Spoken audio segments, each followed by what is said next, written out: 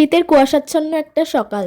এখন সকাল 11টা মতন বাজে, তবুও দেখে মনে হচ্ছে কোনো একটা ভোরের সকাল। আমরা সবাই মিলে রেডি হয়ে বেরিয়ে পড়লাম সাতভাই কালীতলায় পুজো দেওয়ার উদ্দেশ্যে।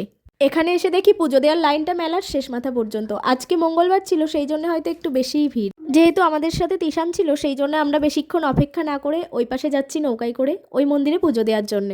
তবে নদীর ওপারে যাওয়ার জন্য আপনার কাছে দুটো রাস্তা আছে, একটা হচ্ছে জলপথ নৌকা, আর একটা ওই যে ব্রিজের ওপর দিয়ে দেখতেই পাচ্ছেন অনেক লোক হেঁটে হেঁটে যাচ্ছে। এপাশেও বেশ খানিকটা লাইন কমপ্লিট করার পরে আমরা এখন মায়ের সামনে বসে অঞ্জলি দিচ্ছি। অঞ্জলি দেওয়া হয়ে গেলে আমরা বাইরে এসে চারিপাশটা ঘুরে দেখছিলাম, এখান থেকে একটু খাওয়া দাওয়া করলাম, তারপরে আবার ফেরার পালা।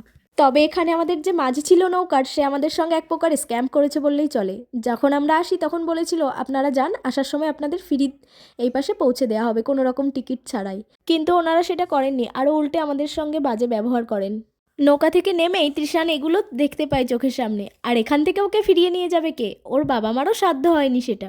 আমি অনেকের মুখে অনেক রকমভাবে এই মন্দিরের একটা পৌরাণিক কাহিনী শুনেছি, তবে আপনাদের কারোর যদি পুরো ক্লিয়ার কিছু জানা থাকে আমাকে দয়া করে জানাবেন।